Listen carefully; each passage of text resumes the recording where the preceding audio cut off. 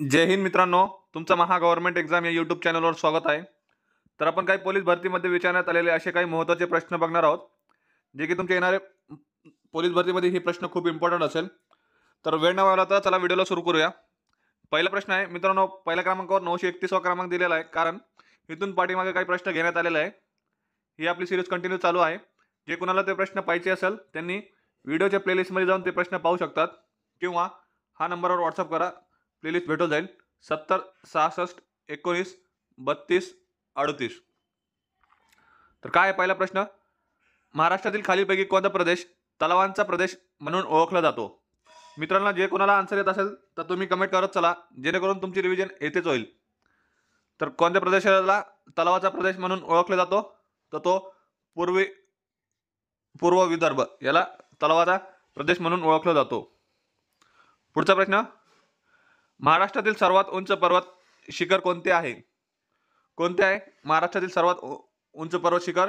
कळसुबाई हे महाराष्ट्रातील सर्वात उंच पर्वत शिखर आहे. पुढचा प्रश्न, नागालँड या राज्याची राजधानी कोणती आहे? नागालँड या राज्याची राजधानी कोणती आहे? तर ती आहे कोहिमा. पर्याय क्रमांक बी याचा करेक्ट आन्सर असेल. पुढचा प्रश्न, इस्रो ही संस्था कशाशी संबंधित आहे? इस्रो ही संस्था कशाशी संबंधित आहे? तर ते आहे अंतरिक्ष. पर्याय क्रमांक सी याचा करेक्ट आन्सर असेल. पुढचा प्रश्न, मुळा, मुठा, घोड, नीरा, सीना, इंद्रायणी, कुकळी व कन्हा हे खालीलपैकी कोणत्या नदीचे उपनदी आहे? कोणत्या नदीची उपनदी आहे?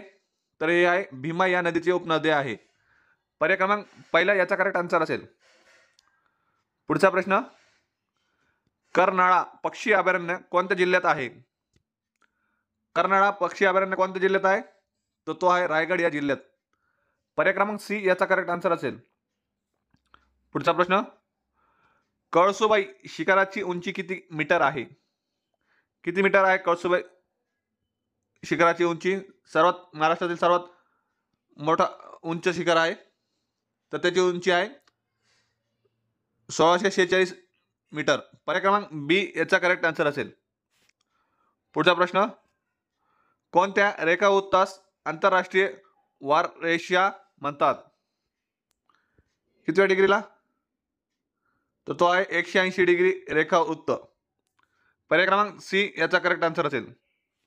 पुढचा प्रश्न, सह्याद्रीचा पूर्वेकडील प्रदेश काय म्हणून ओळखला जातो? सह्याद्रीचा पूर्वेकडील प्रदेश काय म्हणून ओळखला जातो? तर तो पर्जन्य छायेचे प्रदेश असे म्हणून ओळखले जाते. पर्याय क्रमांक सी याचा करेक्ट आन्सर असेल. पुढचा प्रश्न, गरम पाण्याचे प्रसिद्ध असलेले वज्रेश्वर हे स्थळ कोणत्या जिल्ह्यात आहे? गरम पाण्याचा प्रसिद्ध असलेला वज्रेश्वर हे स्थळ कोणत्या जिल्ह्यात आहे?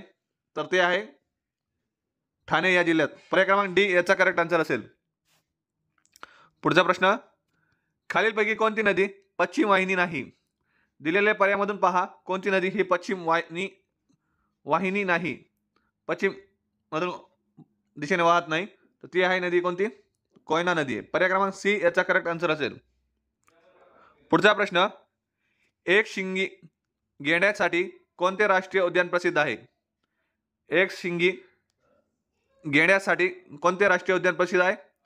तर तो आहे काझीरंगा. पर्याय क्रमांक ए याचा करेक्ट आन्सर असेल. पुढचा प्रश्न, वाघांसाठी राखीव असलेले जिम कार्बन राष्ट्रीय उद्यान कोणत्या राज्यात आहे? कोणत्या राज्यात आहे? तर हे आहे उत्तराखंड या राज्यात. पर्याय क्रमांक ए याचा करेक्ट आन्सर असेल. पुढचा प्रश्न, जगप्रसिद्ध कैलास मंदिराची निर्मिती कोणत्या काळात झाली? कोणत्या काळात झालेली जगप्रसिद्ध कैलास मंदिर याची निर्मिती? तर राष्ट्रकूट याच्या काळात झालेली आहे. पर्याय क्रमांक डी याचा करेक्ट आन्सर असेल. पुढचा प्रश्न, अंबोली हे प्रसिद्ध पर्यटन स्थळ खालीलपैकी कोणत्या जिल्ह्यात आहे? अंबोली ही प्रसिद्ध पर्यटन स्थळ खालीलपैकी कोणत्या जिल्ह्यात आहे? तर हे आहे कोल्हापूर या जिल्ह्यात. पर्याय क्रमांक सिंधुदुर्ग या जिल्ह्यात आहे. पर्याय क्रमांक बी याचा करेक्ट आन्सर असेल. पर्याय क्रमांक बी. अंबोली. पुढचा प्रश्न, कुंभार्ली घाट कोणत्या शहरांना जोडतो? कुंभार्ली घाट कोणत्या दोन शहरांना जोडतो? तर तो कराड चिपळूण या शहरांना जोडतो. पर्याय क्रमांक सी याचा करेक्ट आन्सर असेल. पुढचा प्रश्न, अरबी समुद्रातील लक्षद्वीप बेटे हे कोणत्या प्रकारची आहे? कोणत्या प्रकारचे आहे लक्षद्वीप बेटे? तर हे आहे प्रवाळ बेटे. पर्याय क्रमांक बी याचा करेक्ट आन्सर असेल. पुढचा प्रश्न, खालीलपैकी कोणते शहर युक्रेन या देशाची राजधानी आहे?